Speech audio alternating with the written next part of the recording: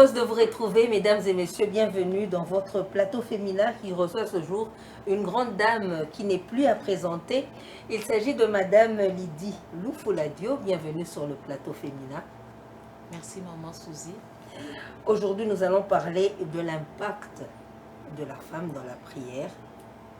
On constate, madame Lydie, que plusieurs personnes, pendant qu'on est à la fin de l'année, elles chauffent la prière.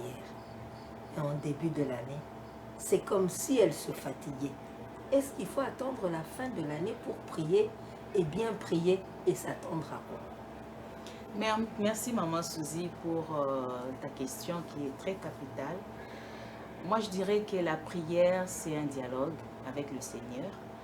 Quand vous priez, cela veut dire que vous parlez avec Dieu et vous attendez une réponse de sa part. Bon, comme vous avez constaté, je dirais que la prière, nous la faisons au quotidien. Donc, tous les jours, on est censé prier. Parce que la Bible nous recommande de prier sans cesse et sans relâche. Alors, dire que dans certaines églises, les gens attendent seulement qu'on arrive vers la fin de l'année pour commencer à chauffer dans la prière et après c'est fini. Moi, je dirais que dans des églises qui sont structurées et qui ont des programmes bien élaborés, même pendant cette année nouvelle, 2025, ces églises-là continuent avec des programmes qu'elles ont déjà établis et élaborés. Donc, on ne peut pas se reposer pour dire que j'ai beaucoup prié pendant l'année 2024, donc du coup, l'année 2025, je dois me reposer. Non, non. Et surtout si, par exemple, on s'attendait avec foi à quelque chose et on n'arrive pas à l'obtenir. Il y en a qui se refroidissent, madame Lydie. Non, non. Moi, je viens ranimer encore la foi d'une femme. Il faut toujours attendre avec patience. Et Dieu qui vous a promis, ce que vous lui avez demandé, finira toujours par vous donner, finira toujours par accomplir sa promesse dans la vie de cette femme-là ou de l'enfant de Dieu. Madame Lydie, merci d'avoir accepté de répondre à notre invitation. Et nous allons vraiment, au cours de cette émission, motiver ces femmes-là qui doivent impacter dans la prière. Parce que les difficultés, des fois, ralentissent. Et les dires des autres dans l'église, vous êtes une servante de l'Éternel, vous constatez qu'il y a certaines personnes qui peuvent venir avec beaucoup de courage et après, elles disparaissent. Est-ce qu'on doit réellement accélérer, ralentir? Comment faire pour maintenir cet impact-là dans la prière, surtout du côté de la femme, et quand on sait qu'il y a quand même eu celles qui ont accompagné Jésus-Christ?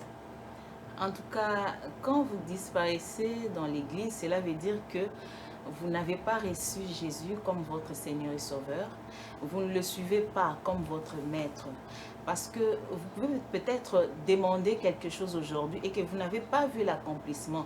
Cela ne veut pas dire, ou soit cela ne vous pousse pas à vous retirer de l'assemblée, à vous retirer de l'église. Non, il faut y rester et les promesses de Dieu, comme je venais de le dire tantôt, vont toujours s'accomplir dans la vie de ses enfants. Donc, je veux dire à toutes les femmes, surtout les femmes des prières, restez constantes dans la prière. Ne vous fatiguez pas, parce que c'est lui qui a promis, il va vous faire du bien. Et qu'en est-il de l'impact de la prière dans la vie d'une femme? Merci pour cette question qui est très capitale.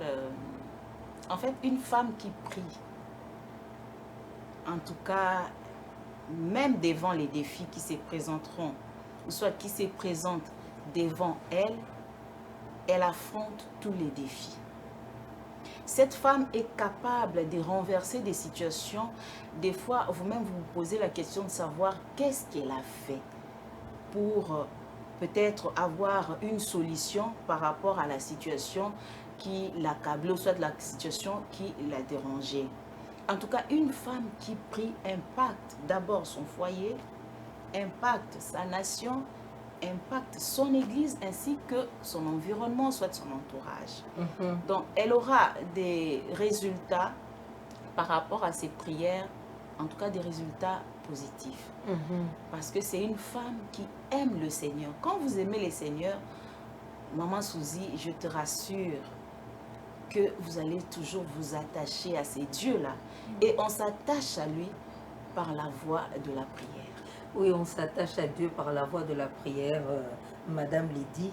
Seulement, il y a certaines personnes qui ne comprennent pas, peut-être comme vous qui êtes déjà dans le champ de Dieu, quand on dit que Dieu m'a parlé d'une voix audible, il y en a qui se disent j'ai eu un songe, et ceux qui ne profitent que quand ils sont dans l'église, qui entendent la parole et qui s'en approprient pour voir les promesses de l'Éternel se réaliser. Comment est-ce qu'on peut avoir cette conviction-là, Maman Lydie, que ça, c'est de la part de l'Éternel? Parce que les églises aujourd'hui, Maman Lydie, on ne va pas se voiler la face, toko tata na lingala. Et comment l'angolo la business, Maman Lydie? Mutu asali mwa eza na mutu ayebi koloba era mabonza bati wana mbongo yego kwe mususu pe aza wana prophesie musu ayokani lisolo na yo abeteli yo lisolo alandeli ali aye kopesela yo yango prophesie ndenge nini bakoyeba ke message oyo euti epai ya Nzambe na oyo eza ya lokuta? Maman Suzy, vous avez raison parfaitement de Molobi. Parce qu'au jour d'aujourd'hui, ce sont des choses qui se font dans nos églises. Au moment où il s'auto-proclamé déjà prophète. Parce que si vous êtes prophète, prophétie nous allons la reconnaître lorsque il faut s'accomplir dans la vie d'une personne, ou soit dans la vie de la personne au PC prophétie. Parce que d'emblée venir peut-être prophétiser quelqu'un, comme on dit, il va falloir que cette prophétie puisse provenir de l'Éternel. Parce que la Bible nous dit, ne rejetez pas. Mais il va falloir peut-être qu'on examine la prophétie par rapport à la lumière de la parole. Parce que la prophétie, si la prophétie va à l'encontre de la parole de Dieu, on est à sous prophétie. Alors, si un serviteur de Dieu a commis ça aventure pour donner des prophéties, en tout cas, si tu es une femme de prière, si tu as une relation parfaite avec Dieu, que cette prophétie-là est fausse. Parce que quelqu'un qui vient te dire que je suis prophète, mais maman, il va falloir voler quelque part. Est-ce que, en tant qu'enfant de Dieu, en tant qu'une femme qui prie, tu dois accepter cette prophétie? Non. Parce que cette prophétie va à l'encontre de la parole de Dieu. Parce que la Bible nous demande de ne pas voler. Je n'ai pris que cet exemple. Alors, pour reconnaître que le Seigneur t'a parlé, il va falloir que ou soit ce message, ou soit cette prophétie, soit à la lumière de la parole. Et toi-même, au fur et à mesure, et vous allez peut-être comprendre comment cela va se cristalliser dans votre vie. Mais dans des bus, par exemple, vous prenez un bus quittant la maison, les prophètes sont là, les pasteurs sont dans des bus, et à la fin, c'est quand même décevant. La parole qui se marchande. Il y a de femmes aussi qui copient cela, Maman Lydie. Et en regardant une personne, on ne sait peut-être pas, elle a une attitude de tristesse. Pourquoi? Une autre personne peut présenter aussi la joie. Et les prophéties s'enchaînent. Et on sait combien les femmes, elles tiennent à ces choses-là, qu'elles soient fausses ou vraies. Parce que ça touche. On vous regarde, ah non, vous êtes issu d'une famille nombreuse. On sait déjà, entre guillemets, que dans la famille africaine, on est issu d'une famille nombreuse. Tes frères-là ne t'aiment pas. Tu peux avoir des litiges qui sont à la maison avec tel ou tel. Donc déjà, ça te touche. Mais détecter ça, c'est vrai, c'est dans la parole de Dieu. Est-ce que c'est tout le monde qui reçoit la parole de la même manière? Je dirais que tout le monde ne reçoit pas la parole de la même manière. Raison pour laquelle il faut toujours demander la sagesse et l'intelligence au Saint-Esprit. Parce que la Bible nous le dit, si tu n'as pas la sagesse, tu n'as pas l'intelligence, demande au Saint-Esprit.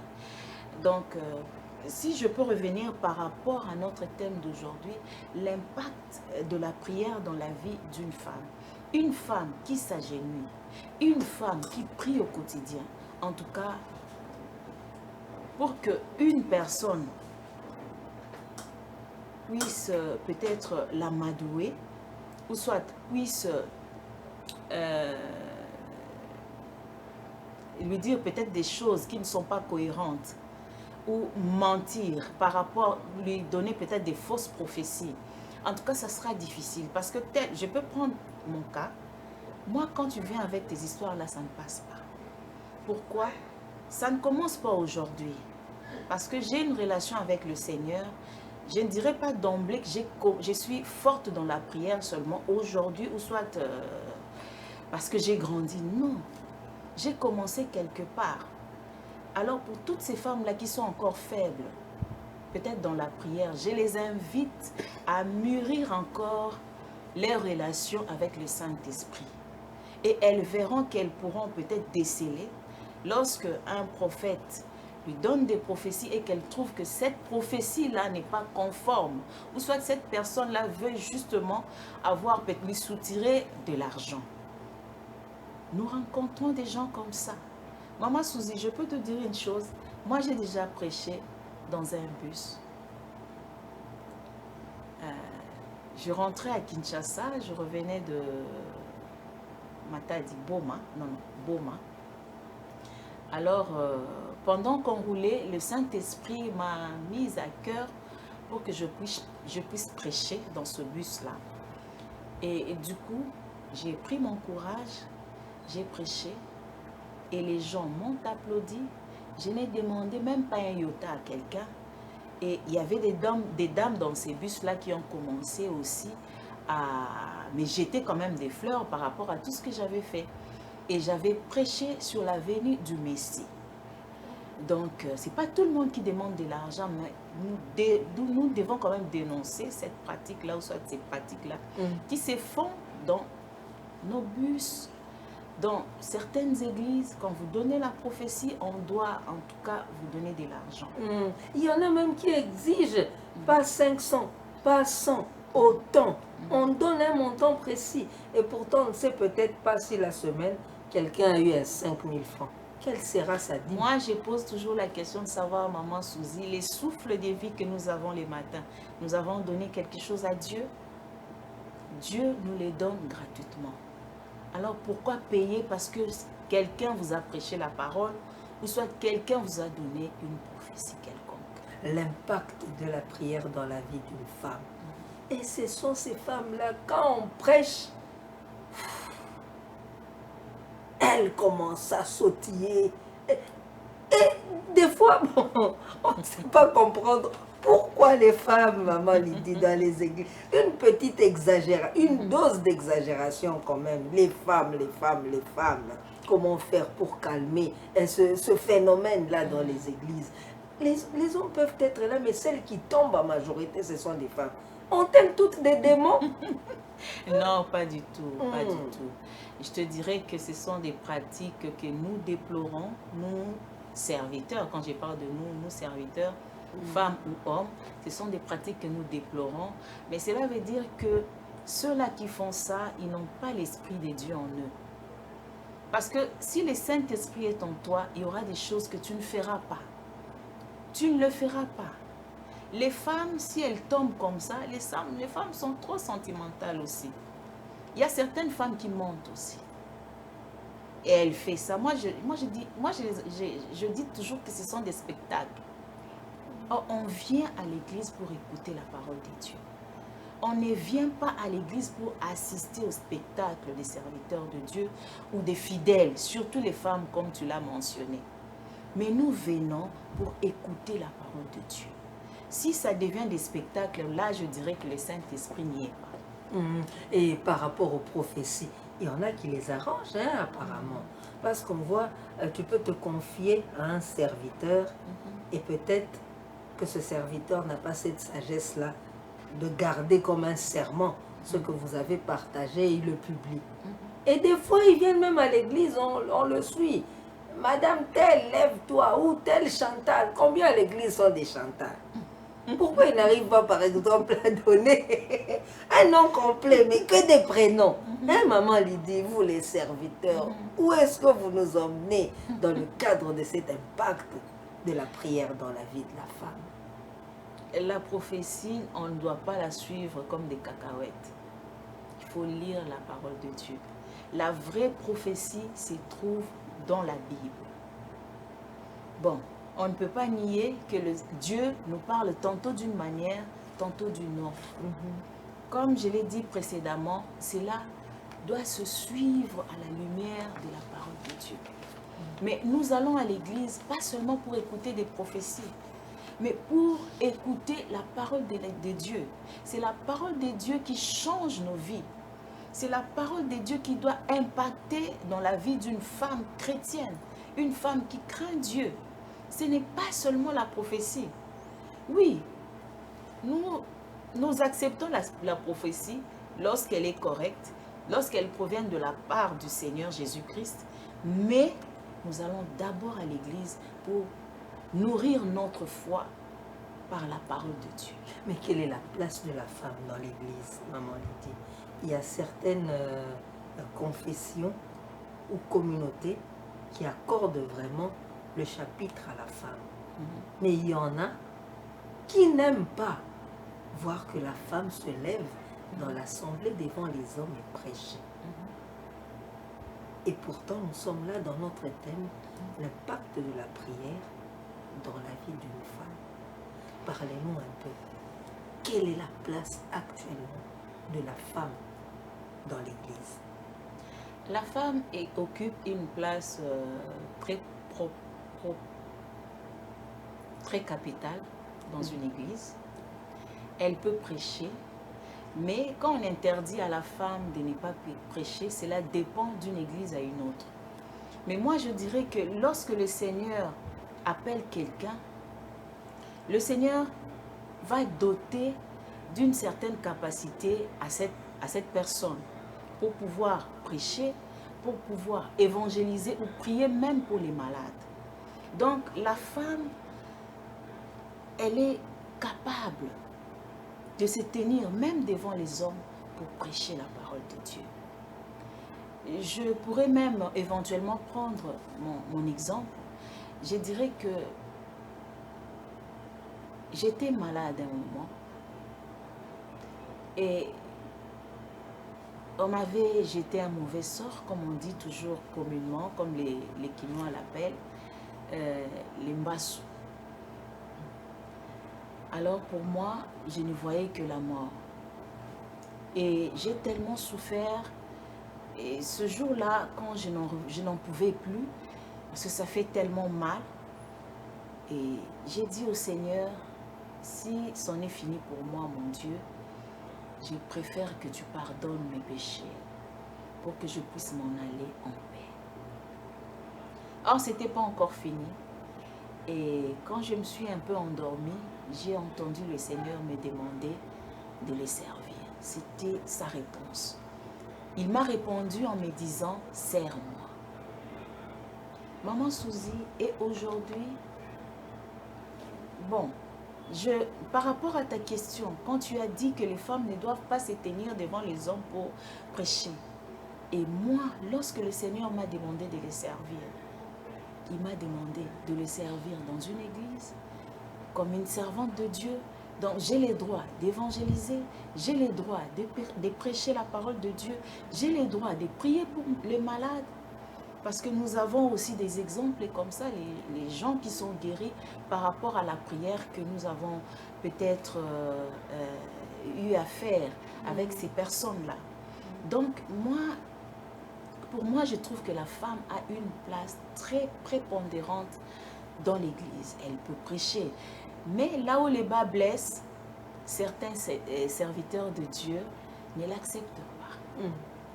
Comme je l'ai dit tantôt, tout dépend d'une Non, c'est comme si la femme n'a rien à donner dans la communauté chrétienne et pourtant Christ était entouré des femmes et des femmes qui ont servi. Et ce sont elles qui ont annoncé que Christ est ressuscité. Exactement, exactement. La femme peut servir parce que la Bible nous dit que la moisson est grande. Dieu a besoin des serviteurs. Dieu ne voit pas le sexe. Il veut que nous puissions le servir dans le champ. Et comment doit s'habiller une femme? Ah, nous avons été dans certaines églises. Quand vous voyez par exemple une femme entrer qui ne connaît pas les principes de l'église, étant par exemple en pantalon, cheveux lâchés, sans foulard, ouh, là ce sont les hommes qui se lèvent pour contester. Est-ce que c'est cet habillement-là qui va freiner l'exécution de la parole de Dieu, maman Lydie? Comment est-ce qu'une femme qui est impactée par la prière doit se vêtir pour convaincre tous ces hommes-là qui n'aiment pas que les femmes se lèvent dans l'assemblée, d'écouter quand même ce qu'elle a au fond d'elle pour changer le monde?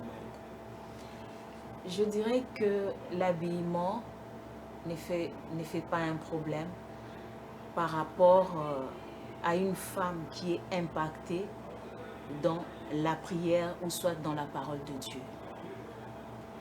Une femme qui est impactée dans la parole de Dieu, dans la prière ou soit dans la parole de Dieu, lorsqu'elle va s'habituer avec le Seigneur, elle va commencer à changer son habillement petit à petit.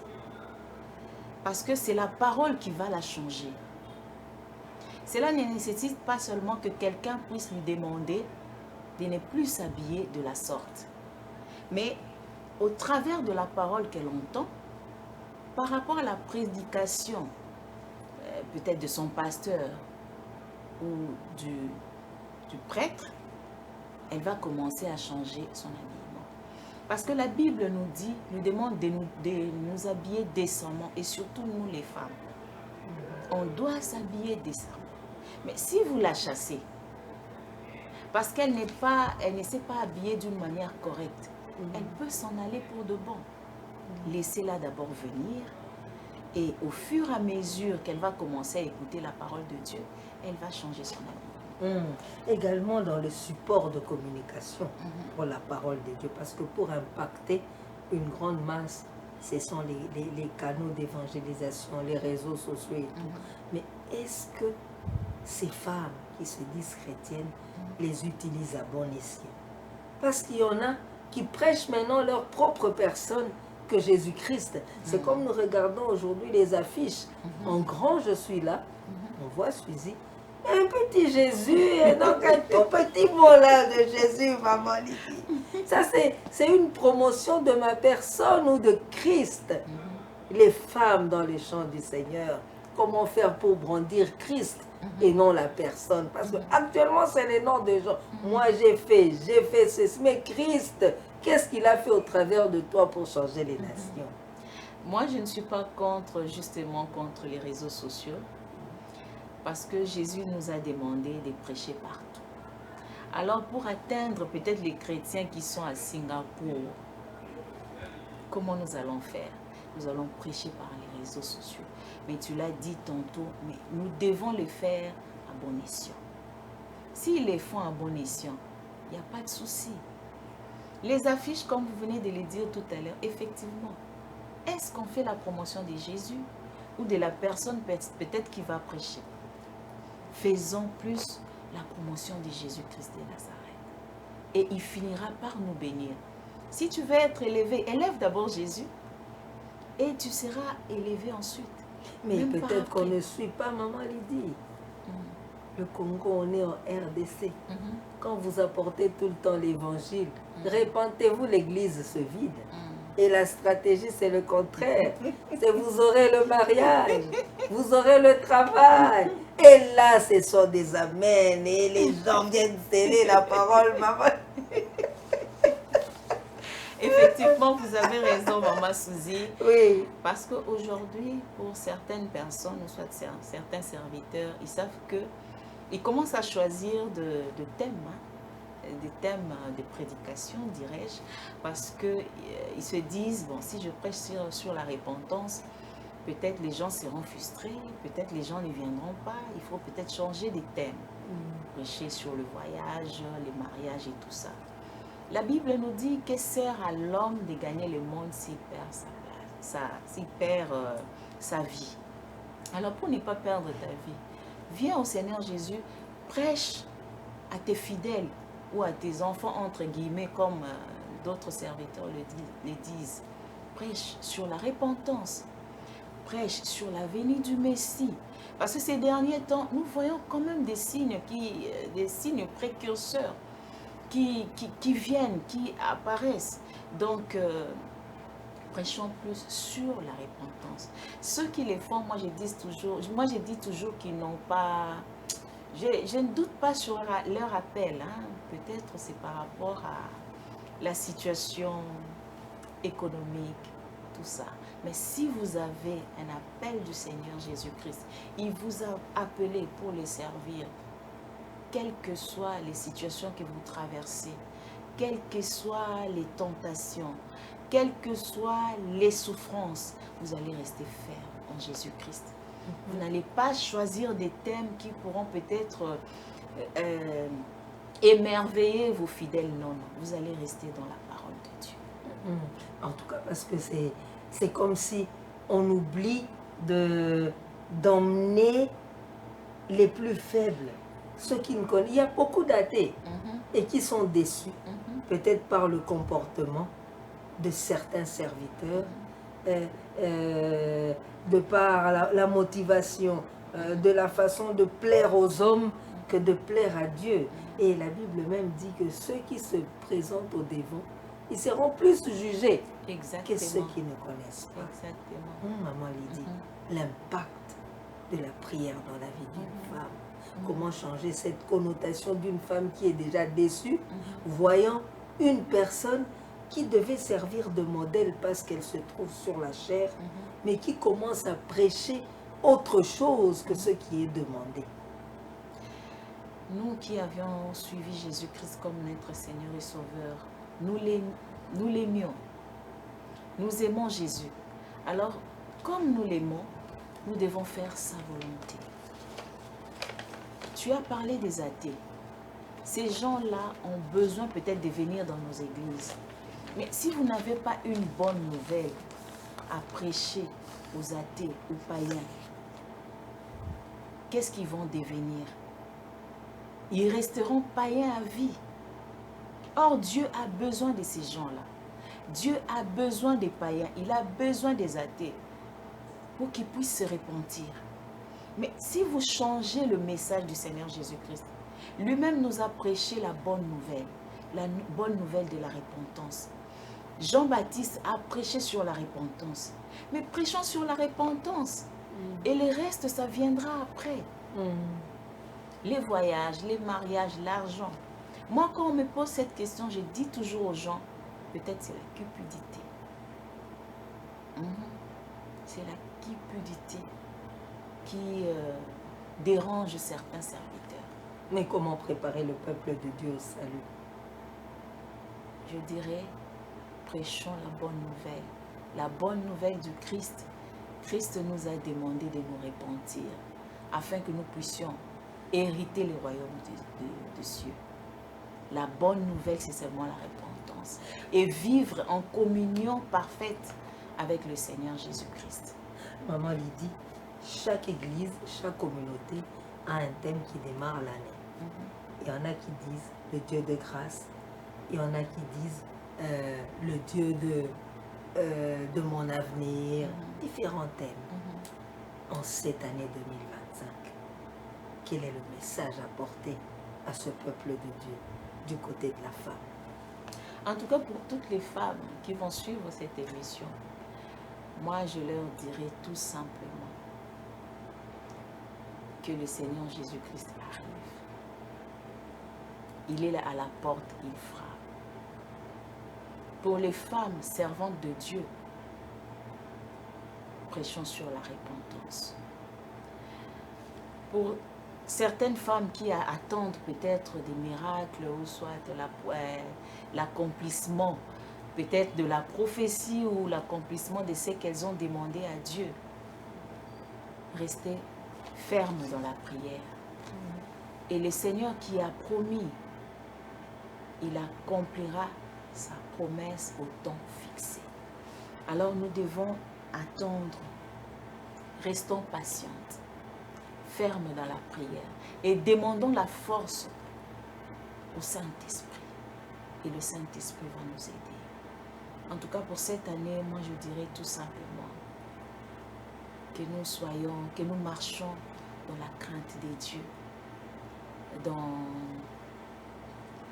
comment dirais-je, dans la sanctification. Maman Lydie, certains serviteurs, quand on leur demande d'aller à la base, c'est-à-dire dans les provinces, dans des milieux reculés, il y en a qui refusent, hein? Parce que l'ambition, c'est aller au-delà, à l'extérieur.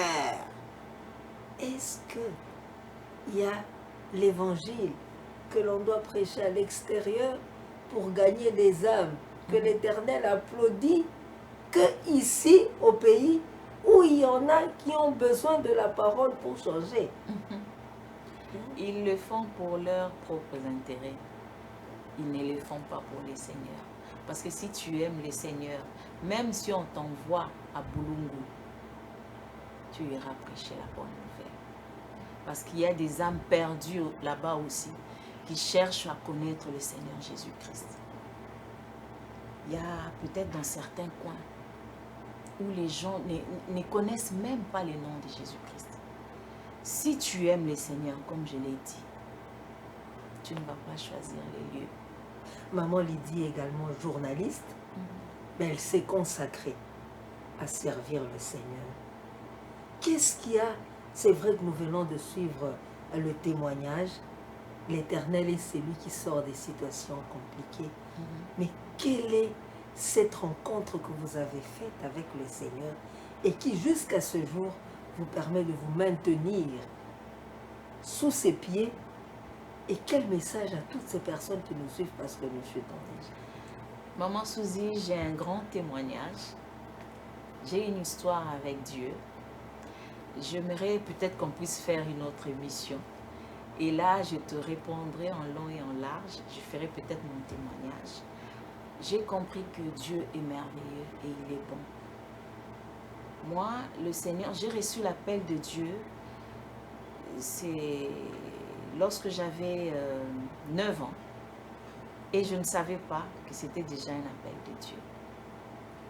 Et à l'âge adulte, j'ai fini par comprendre. C'était en 2008. Et non, d'abord en 2006. On vient de parler des prophéties. Nous avons dit que lorsque la prophétie ne va pas à l'encontre de la parole de Dieu, on l'accepte. Alors, il y avait une dame qui avait prophétisé pour moi. Elle avait dit que le Seigneur lui avait dit que je serais servante de Dieu. Et d'emblée, je n'avais pas cru. Comme toute jeune fille, quoi. Je n'avais pas cru en elle. Et il y avait encore un deuxième message. Et ce n'était plus la dame, c'était quelqu'un d'autre. Et cette dame avait prophétisé à Brazzaville. Mais cette personne-là a prophétisé à Kinshasa. Vous-même, vous avez vu la similitude de ce message. Et finalement, j'avais compris. Mais ce n'était pas facile pour que j'accepte directement. Je suis passée par Gethsemane. Gethsemane physique, pas Gethsemane de Jésus-Christ. Pour vous dire que je suis passée par des étapes un peu compliquées parce que le Seigneur voulait à tout prix que je puisse le servir. Et quand j'ai compris, je me suis plongée dans l'eau. Comme la télé, je ne sais pas si nous avons encore un peu de temps. Donc je me suis plongée dans l'eau et j'ai commencé quand même à accepter ma situation parce que le Seigneur voulait à tout prix que je puisse le servir en tant que servante de Dieu. Et j'ai eu des situations un peu compliquées. des combats par-ci, par-là. Et moi, je les résume en disant que c'était seulement une manière par laquelle le Seigneur voulait vraiment m'attirer à lui. Alors, nous allons développer. Et à ces femmes-là fatiguées qui se disent, est-ce que ce Dieu m'entend? Est-ce que le Saint-Esprit m'accompagne? Un petit message et nous disons au revoir. Femmes, en tout cas, je vous dirais que le Seigneur Jésus-Christ entend vos prières. Ne soyez pas découragés, ne soyez pas déprimés. Lui-même nous a dit, ne vous inquiétez de rien. Il est là, il vous écoute. Parce qu'il a dit qu'il n'est pas parti, il vit en nous. Alors nous devons d'abord l'accepter comme notre Seigneur et Sauveur. Et il deviendra votre Père, votre ami. Soyez sereine, Dieu vous écoute. Soyez sereine, Dieu vous écoute. Le message de Maman Lydie Fouladio qui a accepté de répondre à notre invitation en cette nouvelle année. Nous espérons qu'à chacune d'entre nous, à chacun d'entre nous qui a suivi le message qu'elle nous a apporté sur le plateau féminin, le chant de l'Éternel aura des serviteurs pour faire des nations des disciples. Merci de nous avoir suivis. On se retrouve prochainement et avec le même plaisir. Au revoir. Au revoir. Ça va être contre Covid.